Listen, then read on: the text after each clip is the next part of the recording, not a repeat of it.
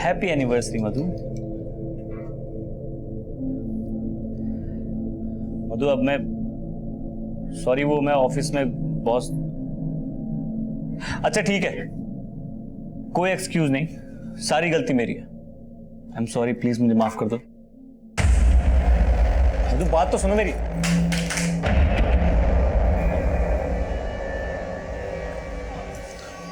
मधु मधु नहीं, मधु नहीं, प्लीज देखो ऐसा मत करो, आज मत उठो प्लीज। मधु आज हमारी एनिवर्सरी है, तुम्हें पता है ना हमने क्या क्या प्लान किया था। प्लीज। घड़ी देख रहे हो? 25 मिनट में एनिवर्सरी खत्म होने वाली है, उसके बाद फिर वही जिंदगी, सुबह शाम अकेलापन और फिर रात भर इंतजार और फिर तुम्हारी वही घिसी पिटी सॉरी। तो क्या करूं? नौकरी छोड़ दूं? तुम्हें जो करना है वो करो, मुझे फर्क नहीं पड़ता है। मेरी जिंदगी ना शादी से पहले ही अच्छी थी।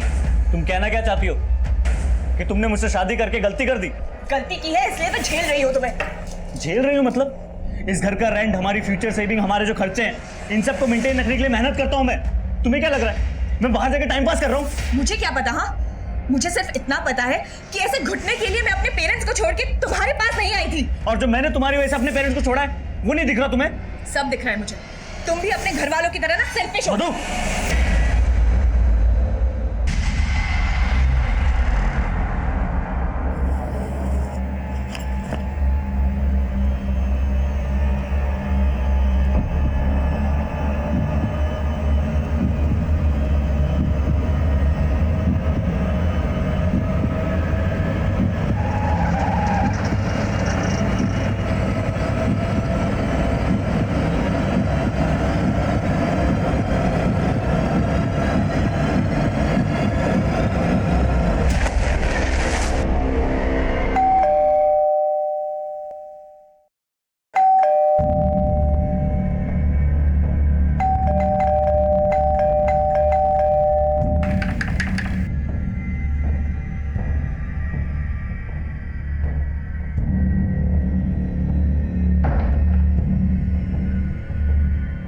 मधु, मधु,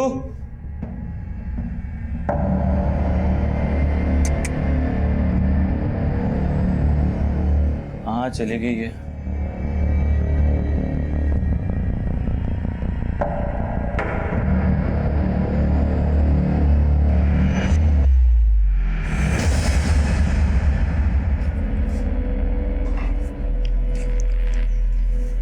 शुभम, मैंने तुम्हारी प्रॉब्लम का एक परमानेंट सॉल्यूशन निकाल लिया है। मैं अपनी फ्रेंड मिसेस शर्मा के यहाँ जा रही हूँ। अब कोई रोक टोक करने वाला नहीं है तुम्हारी जिंदगी में। Good bye.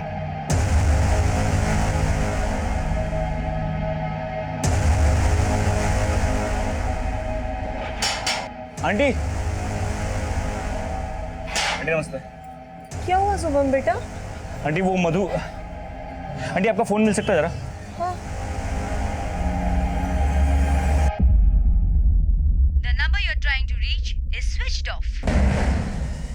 क्या बात है शुभम बेटा, क्या हुआ?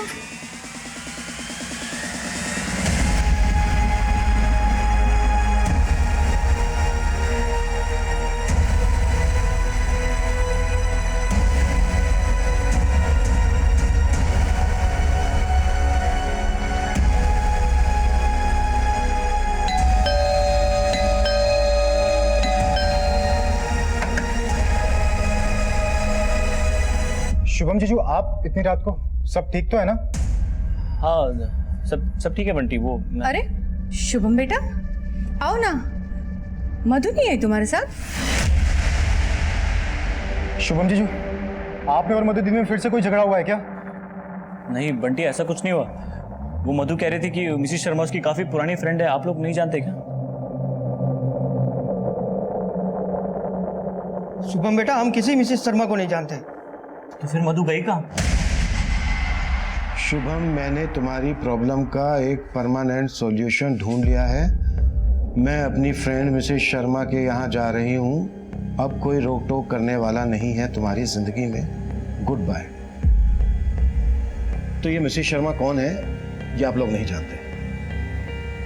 सर, मधु के मुंह से हमने ये नाम कभी नहीं सुना, और ये शुभम बोल रहा है।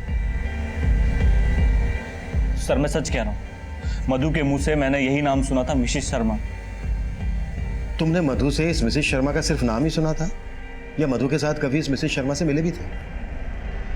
Not exactly sir, but sir 1 डेढ़ महीने पहले मैंने मधु को एक लेडी के साथ देखा था।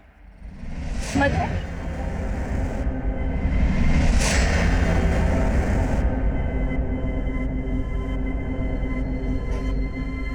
कौन थी वो मधु? कोई नहीं, मिसेस शर्मा थी। मिसेस शर्मा? हाँ, कौन मिसेस शर्मा? तुम नहीं जानते हो, मेरी बहुत पुरानी फ्रेंड है। अगर मधु को कहीं जाना था तो वो तुम्हें फोन कर सकती थी, मैसेज कर सकती थी।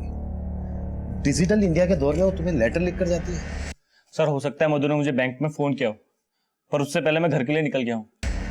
बैंक में क्यों? तुम्हें डायरेक्ट क्यों नहीं? तुम मोबाइल फोन यूज नहीं करते? करता हूँ सर, पर कुछ दिनों से नहीं कर रहा था। क्यों? वो सर मधु का फोन टूट गया था और वो रिपेयर नहीं हो रहा था। मधु तुम्हारा फोन रिपेयर नहीं हो पाएगा, मैंने ऑनलाइन ऑर्डर कर दिया, कुछ दिन में आ जाएगा। तब तक मैं क्या करूंगी शुभम? बाप रे, माहौल तो बहुत गर्म है। देखो, मजाक मत करो।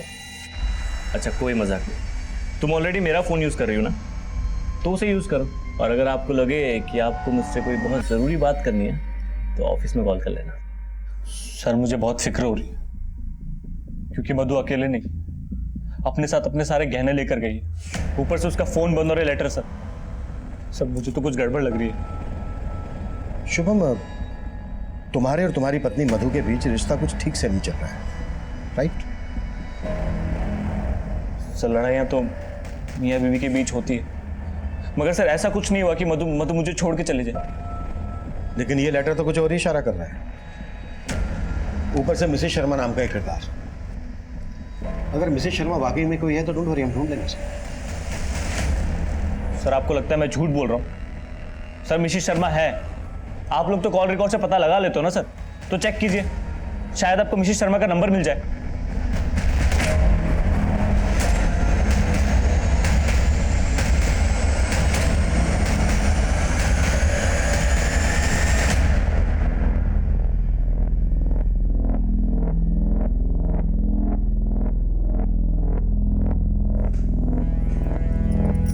ये कोई वक्त है आने का? तो वापस चली जाऊं क्या? तुझसे तो बात करना ही बेकार है। अब ये अरुण तुझे ऐसे ही घुमाता रहेगा या शादी भी करेगा? कभी पूछा है तूने उससे, या बस उसके पीछे पीछे भिखारियों की तरह घूमती रहेगी? भीख मांगने की आदत आपकी और पापा की होगी, मेरी नहीं। मुझे अरुण के साथ ऐसे ही रहने में मजा आता है, तो ऐसे ही चलने दीजिए ना सब कुछ। जाके सो जाइए। मिसेस शर्मा आगे चलकर हमारे लिए एक पहेली बनने वाली थी, क्योंकि मधु के कॉल रिकॉर्ड्स में हमें उनका कोई हिंट नहीं मिला। मधु के लिखे लेटर से ऐसा भी लग रहा था जैसे मधु शुभम से नाराज होकर खुद से कहीं चली गई हो। पर नोएडा जैसे शहर में एक अकेली औरत का ज्वेलरी के साथ घर से रात भर बाहर रहना सेफ नहीं था। हमने पूरी रात मधु को ढूंढने की कोशिश की। 24 घंटे तलाश करने के बाद भी हमें मधु कहीं नहीं मिली, लेकिन हमें मिली एक लाश।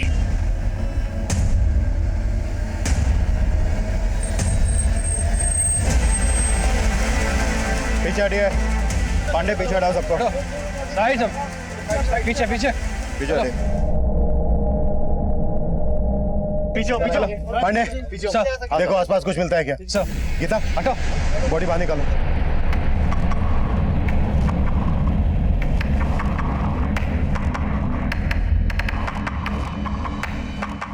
सर ये तो शुभम की पत्नी मधु ही है। लगता है गला घोटा गया। सर नाले के पास और सूटकेस में कुछ नहीं मिला। सर यहाँ तो दूर दूर तक कोई सीसीटीवी मिलने के चांसेस नहीं है। मिश्रा, सब कुछ प्लान लग रहा है। सोचा होगा कि बॉडी नाले में डूब जाएगी और हम मधु की तलाश में किसी मिसेस शर्मा को ढूंढते रहेंगे। वो लेटर, मिसेस शर्मा, सब कुछ प्लान है, लेकिन मधु का फोन उसके घर के एरिया में ही स्विच ऑफ है। मिश्रा, मधु की शिनाख्त करो और फोरेंसिक टीम लेकर घर की स्कैनिंग शुरू करो। Okay sir.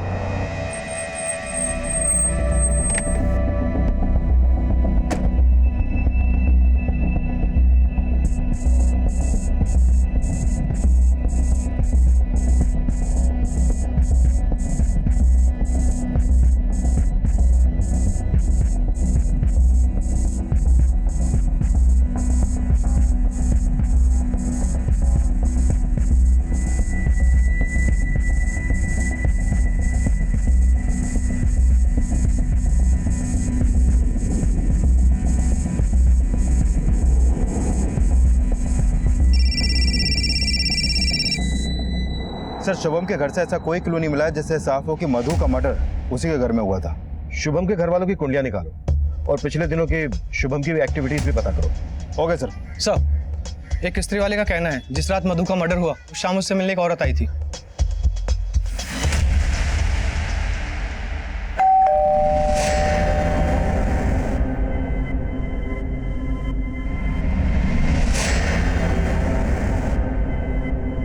स्केच बनवा सकते हो उसका? हुलिया वगैरह कुछ याद है? सब शक्ल ठीक से याद नहीं, लेकिन देखो मैं तो पहचान जाऊँ। उस शाम मधु से जो औरत मिलने आई थी, क्या वही मिसेस शर्मा थी? तुमने सोसाइटी का सीसीटीवी चेक किया? सर सोसाइटी में तो सीसीटीवी कैमरे है ही नहीं।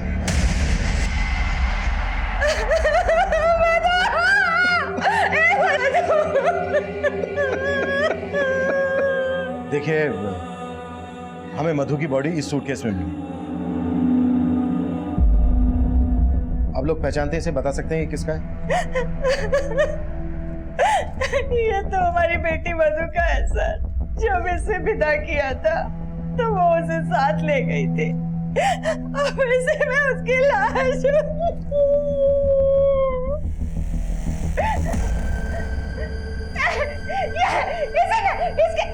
तेरे परिवार ने मिलकर मेरी बेटी को मारा। अब शिवा, छोड़ दो मुझे। शुभम के पेरेंट्स मधु को पसंद नहीं करते थे। वो लोग उस पे दहेज के लिए दबाव डाल रहे थे। दहेज के लिए? मधु और शुभम की तो लव मैरिज हुई थी ना? हाँ सर। लेकिन शुभम की बड़ी बहन महिमा की शादी नहीं हो रही थी। लड़के वाले दहेज मांग रहे थे और इसीलिए वो लोग मधु पे दहेज के लिए दबाव डाल रहे थे।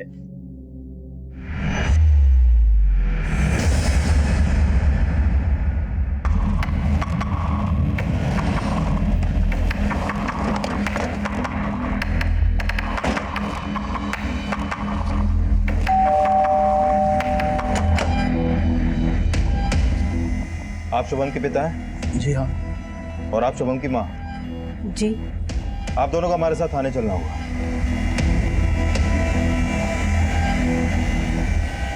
ये आप क्या कह रहे हैं सर? मैं क्यों मारूंगा मधु को? सर मुझसे प्यार करता था, हमारी लव मैरिज हुई थी। सॉरी सॉरी सॉरी मधु, सॉरी मैं लेट हो गया, सॉरी। क्या सॉरी? कितनी देर लगा दी तुमने? सॉरी बाबा, बैंक में इतना काम पड़ गया था ना। पर क्या है, तुम आदत डाल लो। एक तो मेरा काम ऐसा है और शादी के बाद भी तो तुमको मैनेज करना है। शादी? हाँ शादी। अब पहले डेटिंग साइट पे मिले, अब कैफे में मिलने लगे हैं, तो बात तो आगे बढ़ानी पड़ेगी ना। शादी करोगे मुझसे? मधु क्यों मना करती? उसने और उसके माँ बाप ने तो कभी सोचा भी नहीं था कि उन्हें इतना अच्छा लड़का मिलेगा इंटरनेट से, वो भी बिना दहेज के। और यही बात आपको चुभ रही थी, इसलिए दहेज का दबाव डालना शुरू कर दिया आप लोगों ने मधु के माँ बाप पर, है ना? सर हम कोई दबाव नहीं डाल रहे थे, हम तो सिर्फ संबंधी होने के नाते हमने उनसे 2 लाख रुपयों की मदद मांगी थी, बस। 2 लाख? मधु बेटा, महिमा की जिंदगी का सवाल है। तू अपने मायके से 2 लाख रुपए की बात करेगी ना? बड़ी बहन कुंवारी बैठी रहे, ऐसा अच्छा लगता है क्या भला? सर मदद तो बहुत दूर की बात, मधु के परिवार वालों ने तो मधु को ऐसी पट्टी पढ़ाई कि उसने तो हमारा घर ही तोड़ दिया। वो तो हमारे बेटे को ही लेकर चली गई। सर 2 लाख की डिमांड ना पूरी करने की वजह से मेरे पेरेंट्स उखड़े हुए रहने लगे थे मधु से। मधु देखो, माँ की बात का बुरा नहीं मानते। महिमा दी की शादी टूटी अभी, इसीलिए शायद गुस्सा है, बस। लेकिन मैं डिप्रेस हो रही हूँ शुभम।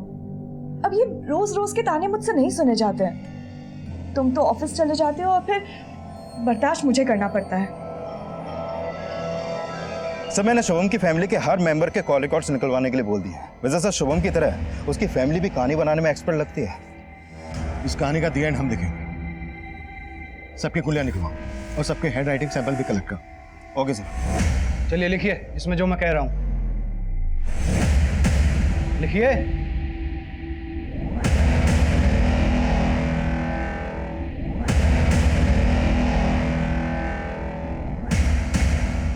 सर मधु ने जो लेटर्स लिखे थे उसकी हैंडराइटिंग ना तो मधु से मेल खाती है और ना ही शुभम से, और ना ही शुभम के माँ बाप से। मैंने कहा था ना मिश्रा, ये सब कुछ प्लान के तहत हुआ है। वैसे मिश्रा तुम्हारी हैंड राइटिंग कैसी है? मेरे को समझा नहीं सर। रिलैक्स, मजाक कर रहा हूं। हो सकता है शुभम ने ये काम किसी और से करवाया हो। लेकिन सर मैंने बैंक के वॉचमैन और शुभम के कलीग से बात की। वो उस शाम अपने ऑफिस में ही था और रोजाना की तरह अपने टाइम पर ऑफिस से निकला। मुझे शुभम की सुनाई हर कहानी झूठी लग रही है। सर दहेज शुभम को नहीं, उसके माँ बाप को चाहिए था। तो हो सकता है ये कांड उसके माँ बाप ने किसी के थ्रू करवाया हो, या ये भी हो सकता है कि शुभम और उसके माँ बाप इन सब ने मिलकर यह कांड किया हो। लेकिन किसी के भी खिलाफ अभी तक हमें कुछ मिला नहीं है। मिश्रा एक काम करो, फिलहाल इन्हें जाने दो, लेकिन इस सब पर नजर रखना। और उस औरत का पता चला जो उस दिन मधु से मिलने आई थी उसके घर? नहीं सर अभी तक तो नहीं, लेकिन कोशिश जारी है।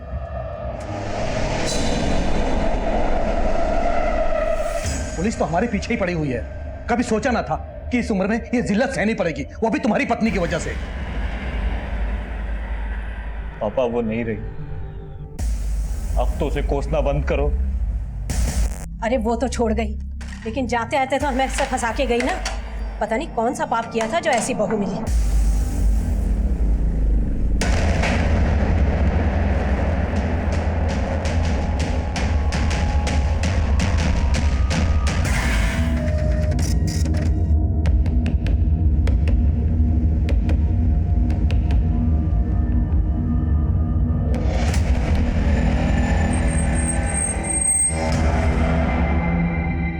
हाँ साहब, यही औरत है। सर महिमा, शुभम की बड़ी बहन, वही उस शाम मधु के घर पे आई थी। उसकी फोन की लोकेशन भी मधु के घर के आसपास की थी।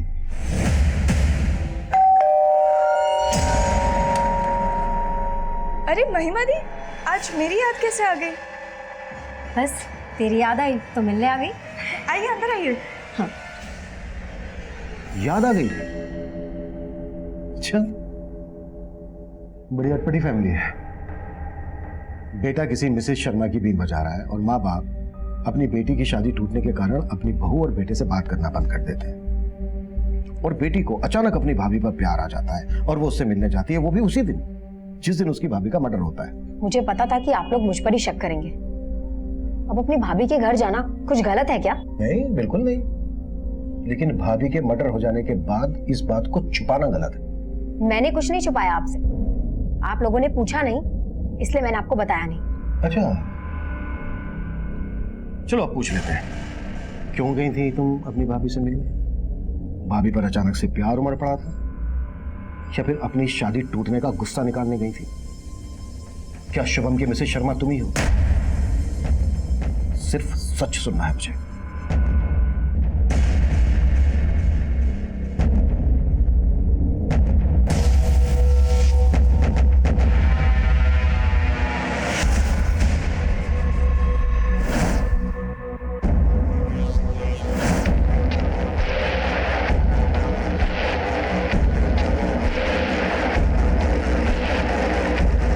शर्मा, मिसेस शर्मा, कहाँ थे आप इतने दिनों से?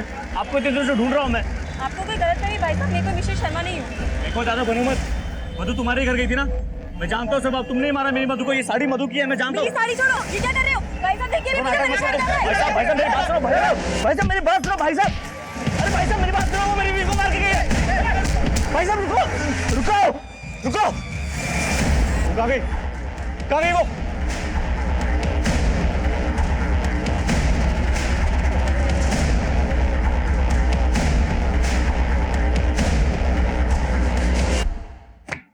ये लीजिए, लिख दिया मैंने अपना बयान, ठीक वैसा ही जैसा हुआ था। अब अगर आपको मुझसे कोई भी सवाल करना हो तो मुझे सिर्फ फोन कर दीजिएगा, मैं खुद चल के आ जाऊंगी।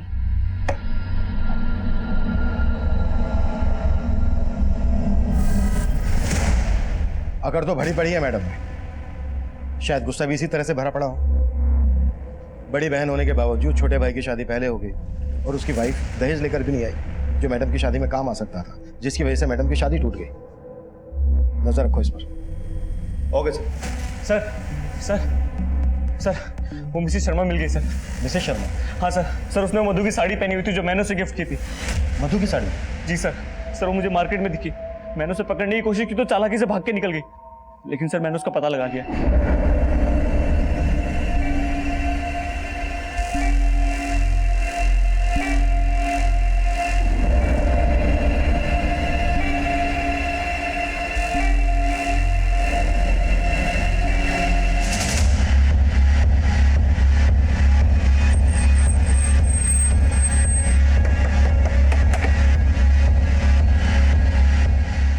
यही है।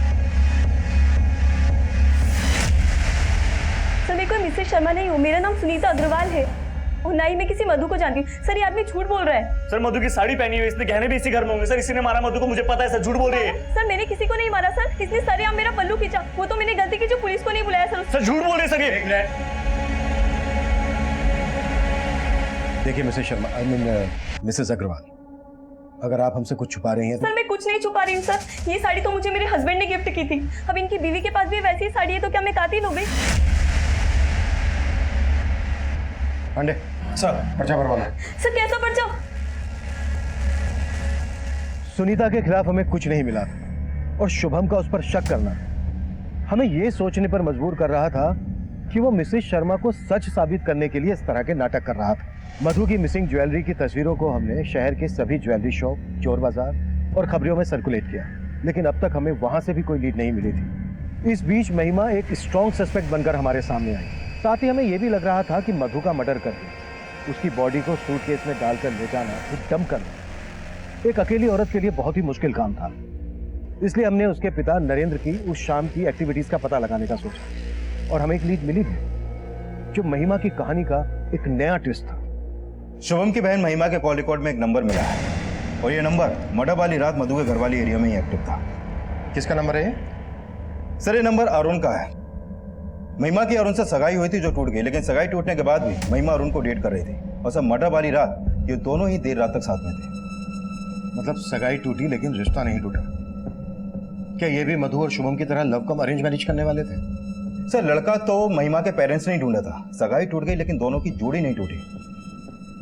कहीं ऐसा तो नहीं है कि इसी जोड़ी ने शुभम और मधु की जोड़ी को तोड़ा हो? अरुण देख, तू मेरे साथ था, ये पुलिस को पता चल सकता है, बात भी बढ़ सकती है। तुझे मैंने बोला था ना कि वहां लेके मत जा मुझे, अब फंसा दी ना तूने मुझे। फंस तो मैं गई हूँ तेरे माँ बाप के लालच के चक्कर में। अगर बिना दहेज के शादी कर लेता तो ये सब नौबत ही नहीं आती थी ना। अब तू मेरे माँ बाप को जानती है कि दहेज उन्हें उनका हक लगता है। सुन, एक कॉल आ रहा है, मैं बाद में बात करता हूँ। हेलो, अरुण बोल रहा है। जी आप कौन? सर मैं मानता हूँ महिमा के साथ उस दिन मैं वहां पे गया था, लेकिन घर में नहीं गया था। तो तू बोल रहा है कि मधु का मर्डर महिमा ने किया? तूने बस मधु की बॉडी को डंप करने में महिमा की हेल्प की? नहीं सर। तेरी तो सगाई टूट गई थी ना महिमा से, फिर भी तू उसके साथ? सर माना हमारी सगाई टूट गई है, लेकिन मैं उससे प्यार करता हूँ। तू उस दिन देर रात तक महिमा के साथ था, मधु की वजह से तुम दोनों की सगाई टूटी। तुम दोनों उस दिन मधु से बदला लेने गए थे ना इस बात का? सर मैं मानता हूँ महिमा के साथ देर रात तक था वहाँ पे, लेकिन ना महिमा ने कुछ किया ना मैंने। अगर कुछ नहीं किया है तो फिर अचानक से महिमा को अपनी भाभी से मिलने की क्यों सोची? सर वो मुझे नहीं मालूम। लाइट में देख जरा, ऊपर देख, और थोड़ा सा। सर वो महिमा मेरे पेरेंट्स के दहेज का जुगाड़ करने के लिए अपने भाभी से गहने मांगने गई थी और हमारा प्लान था कि एक बार शादी हो जाए तो मधु भाभी को उनके गहने लौटा देंगे और मैं अपने पेरेंट्स को बोल दूंगा कि गहने कहीं खो गए। गुड, एक तमाचे से एकदम तोता बन गया तो। अब ये बोल गहने कहाँ हैं? सर वो गहने तो महिमा को उन्होंने दिए ही नहीं। अरुण चलो यहाँ से। मानी तेरी भाभी? अरे उन्होंने तो कसम खा रखी है ना मानने की, चलो यहाँ से जाते। मतलब मधु ने महिमा को अपने गहने देने से मना कर दिया तो महिमा को गुस्सा आया और वो मधु का मर्डर करके ही घर से बाहर आई। सर मुझे नहीं मालूम कि महिमा और भाभी के बीच क्या हुआ था, लेकिन महिमा रात 12 बजे तक मेरे साथ थी। मिश्रा, ये भी कहानी बनाने में एक्सपर्ट है। राइट देख जरा। नहीं साहब, और मत मार। सर मैं जो बोल रहा हूँ सच बोल रहा हूँ, मैं कहानी नहीं बना रहा सर। सर जो सच था मैंने आपको बता दिया। सर प्लीज सर छोड़ दो, सर जाने दो सर। ठीक है जा, लेकिन शहर छोड़कर तो कहीं नहीं जाएगा और अगर तेरी एक भी बात छोड़ निकली तो तेरा मंडप सीधा जेल में सजेगा। पांडे सर, पर्चा भरवा लो इससे।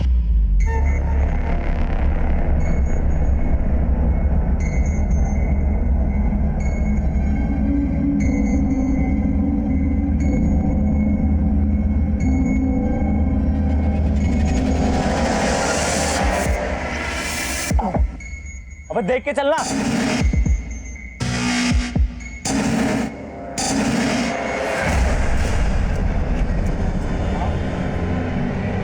भाई? क्या हुआ भाई?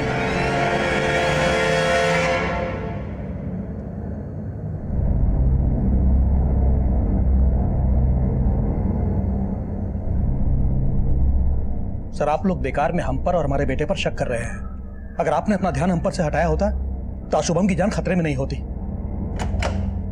डॉक्टर साहब, शुभम की हालत कैसी है अभी? सही वक्त पे ट्रीटमेंट देने की वजह से जान बच गई। किसी ने जहर का इंजेक्शन दिया था उन्हें। जहर? जी, वो तो अच्छा हुआ टाइम पे आ गए, वरना जान भी जा सकती थी। डॉक्टर, किस टाइप का जहर इंजेक्ट किया गया शुभम को? अभी कुछ फिगर आउट करना मुश्किल है।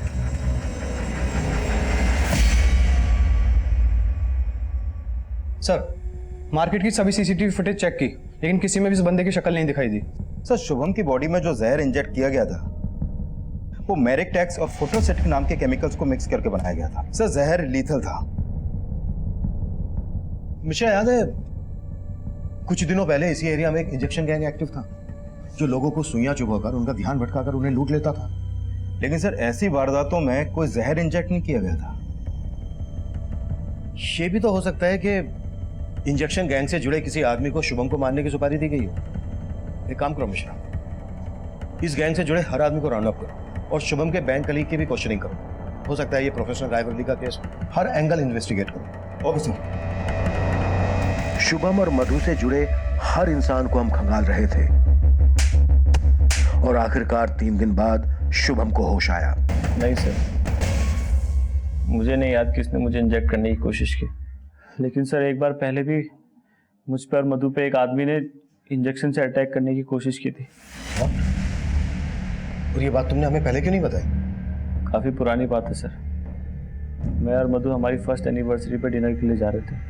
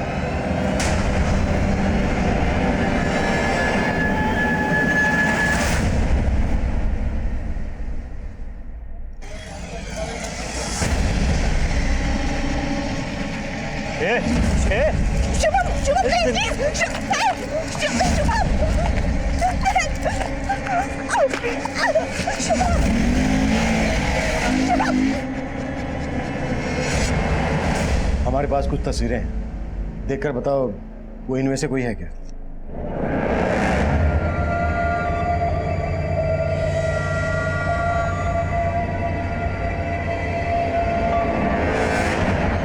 नहीं सर।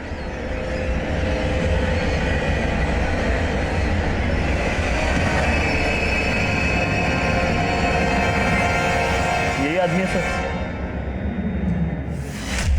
जिस आदमी को शुभम ने आइडेंटिफाई किया था उसका नाम उस्मान था। उस्मान ने इंजेक्शन गैंग के साथ मिलकर कई लूट को अंजाम दिया था। उस्मान और उसका इंजेक्शन गैंग भीड़ में लोगों को इंजेक्शन चुभोकर उनका ध्यान भटकाकर उन्हें लूटने का काम करते थे।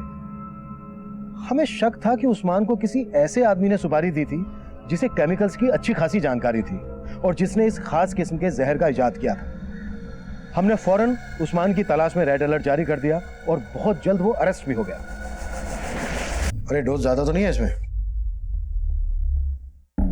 पता है, मैं पहले डॉक्टर बनना चाहता था लेकिन बन गया पुलिस वाला। पर इंजेक्शन लगाना मुझे बहुत पसंद है। साहब, मैं मानता हूँ कि मैंने शुभम में जहर की सुई चुबाने की कोशिश की थी, लेकिन मेरा अटैक फेल हो गया साहब।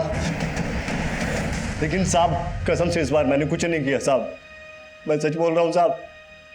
देख, सब कुछ सच सच बोल, नहीं तो ये नहीं, हाथी का इंजेक्शन घुसेड़ दूंगा तेरे अंदर। नहीं साहब, मैंने इस बार कुछ नहीं किया। हाँ, एक आदमी का फोन आया था, उसने मुझे बोला था शुभम को जहर की सुई चुबाने को। उसने मुझे 50,000 रुपये एडवांस भी देते साहब।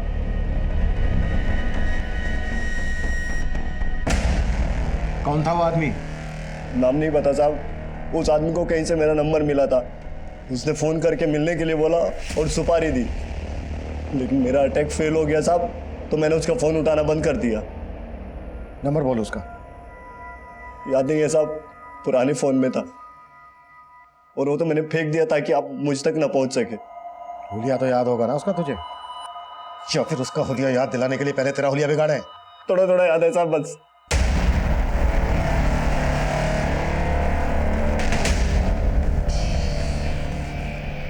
सर, जिस आदमी ने उस्मान को सुपारी दी थी वो आदमी ऐसा दिखता है सर। और ये मधु को नुकसान नहीं पहुंचाना चाहता था।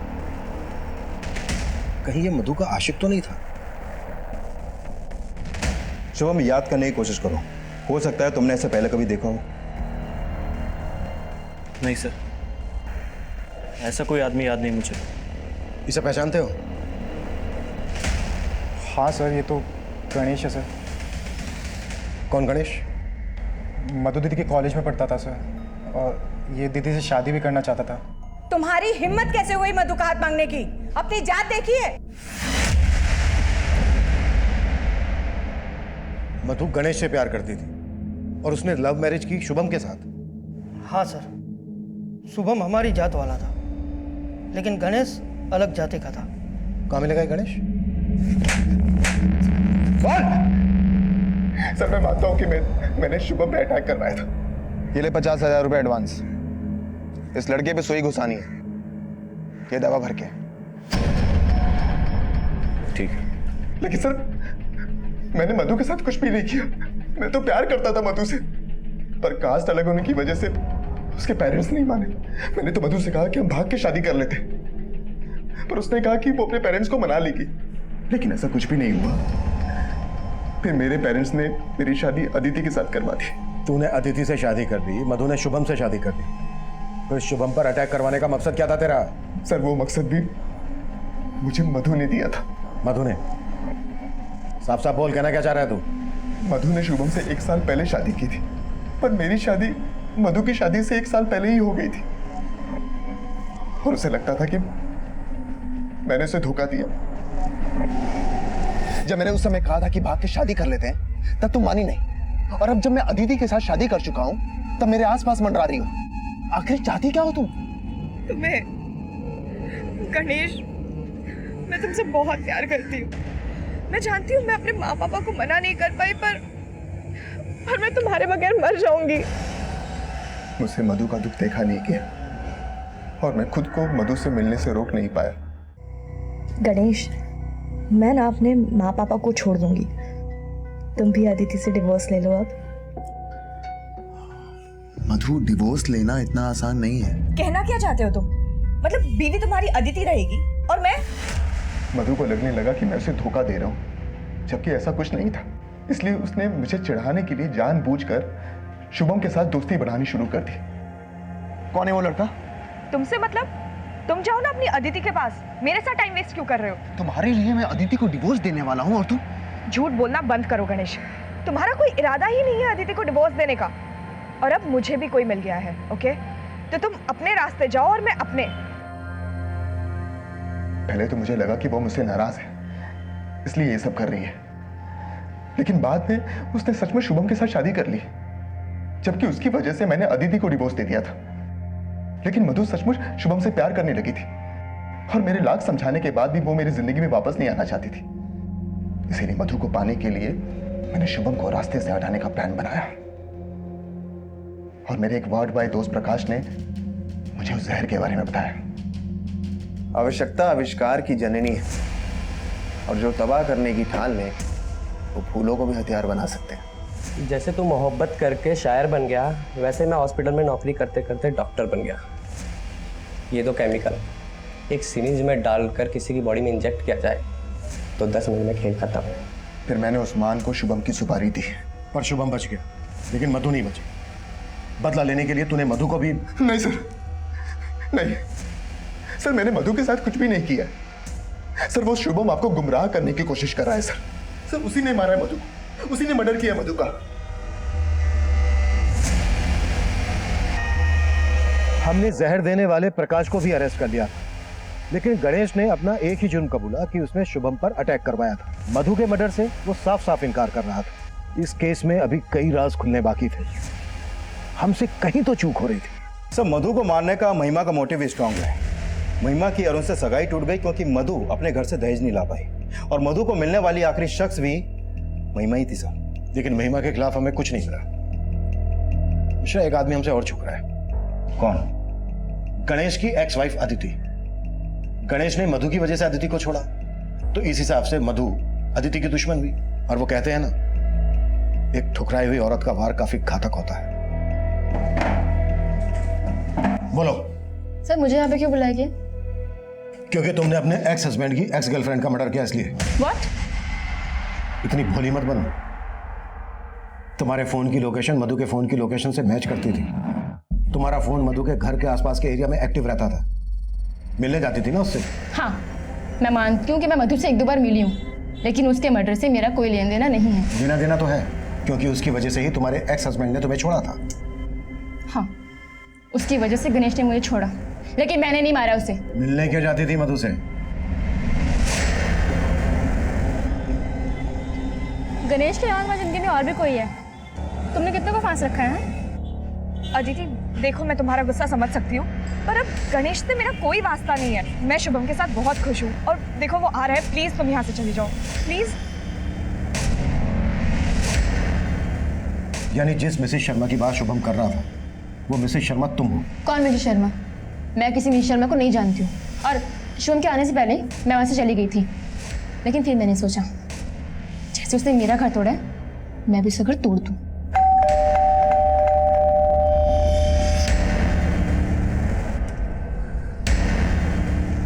तुम यहाँ? तुमसे नहीं, तुम्हारे पति से मिलने आई हूँ, ये बताने के लिए कि तुमने मेरी जिंदगी कैसे बर्बाद कर दी। तुम समझ क्यों नहीं रही हो अदिति? मैं मानती हूँ कि मुझसे बहुत बड़ी गलती हुई है, पर प्लीज तुम ऐसा मत करो। लेकिन पता नहीं क्यों मुझे इस पे तरस आ गया। उस दिन के बाद मैं मधु से कभी नहीं मिली। क्योंकि तुमने मिलने की गुंजाइश ही खत्म कर दी, मर्डर कर दिया उसका। देखिए सर, मैंने ऐसा कुछ भी नहीं किया। सर बहुत तोड़ने के बाद भी अदिति कुछ नहीं उगल रही है। एक बात तो क्लियर है मिश्रा, मिसेस शर्मा, ये नाम मधु ने शुभम को बताया था, और कातिल ने जो चिट्ठी लिखी है उसमें भी मिसेस शर्मा का नाम है। सर अदिति शुभम को मधु और गणेश का सच बताना चाहती थी। कहीं ऐसा तो नहीं कि ये सच शुभम को खुद ही पता चल गया और यही मधु के मर्डर की वजह बन गया? वो तो कुछ भी सकता है, लेकिन वो लेटर, उसकी हैंडराइटिंग शुभम की हैंडराइटिंग से मैच नहीं करती। या तो शुभम ने वो लेटर किसी और से लिखवाया, या फिर ये भी तो हो सकता है कि शुभम और अदिति ने मिलकर यह कांड किया हो, अपने अपने पार्टनर से बदला लेने के लिए। पॉसिबल है। या फिर ये कांड किसी तीसरे आदमी ने किया हो सकता है, जिसे इस मिसेस शर्मा नाम की भनक थी। शुभम, महिमा, अदिति, ये सभी हमारे सस्पेक्ट थे, लेकिन किसी भी सस्पेक्ट के खिलाफ हमें कोई ठोस सबूत नहीं मिल रहा था। मिसेस शर्मा, इस काल्पनिक नाम का इस्तेमाल उस लेटर में हमें भटकाने के लिए किया गया था, लेकिन इस कत्ल का मास्टरमाइंड अब भी हमारी गिरफ्त से दूर था। हम सभी ज्वेलरी शॉप पर नजर रखे हुए थे, लेकिन कातिल मधु की ज्वेलरी बेचने सामने आया ही नहीं। शायद वो इस केस के ठंडे होने का इंतजार कर रहा था, और हमने भी वही किया, इंतजार।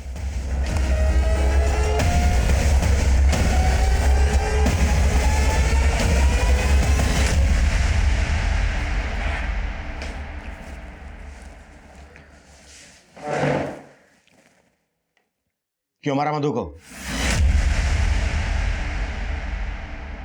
साहब, हमें पैसों की बहुत ज़रूरत थी, और मेरा अक्सर मधु के यहाँ आना जाना लगा रहता था, और मधु के पास बहुत सारे गहने थे। उसके गहने देखते ही मैंने अपने पति से बात की, और तभी हमने उसके गहने हासिल करने का सोच लिया था। लेकिन हम ऐसे हाथ साफ करना चाहते थे जिससे किसी को हम पे शक न आए। फिर एक दिन मुझे मधु का एक और राज पता चला। अदिति देखो, मुझे पता है कि मुझसे बहुत बड़ी गलती हो गई है, पर क्या बात है मधु, सब ठीक है ना?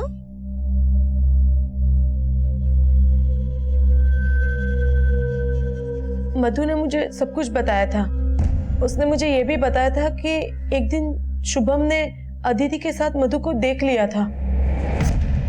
तो शुभम से तुमने ये बोल दिया कि अदिति मिसेस शर्मा है? और क्या करती आंटी, जो नाम दिमाग में आया बोल दिया। कोई बात नहीं बेटा। आंटी, आप ये बात किसी को मत बताइएगा प्लीज। और हम उसके उसी राज का फायदा उठाना चाहते थे। फिर उस दिन अरे नमस्ते आंटी। बेटा तुम्हारे पास सर दर्द की दवाई है क्या? बहुत सर में दर्द हो रहा है। जी दवा है ना, और इंस्टेंट असर के लिए कड़क चाय भी है। मैं चाय ही बना रही थी। आइए अंदर आइए।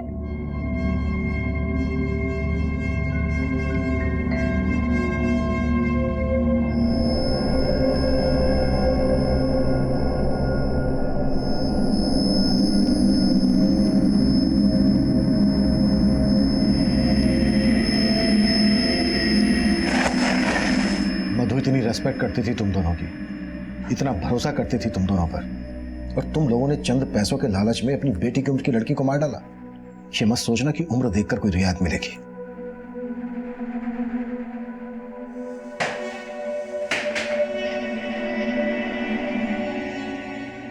ऋचा और सुबोध इस वक्त न्यायिक हिरासत में। शुभम इस शौक से उभर ही नहीं पा रहा है। उसे यकीन ही नहीं हो पा रहा है कि मधु जिस वृद्ध जोड़े की इतनी इज्जत करती थी, उसने चंद पैसों के लिए मधु की जान ले ली। इस केस को आपको दिखाने का हमारा मकसद ये बिल्कुल नहीं है कि आप अपने आसपास के लोगों को शक की नजर से देखें, उनके साथ कुछ शेयर ना करें।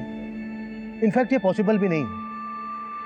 लेकिन जिंदगी में संतुलन बनाना, एक दायरा बनाए रखना भी जरूरी है।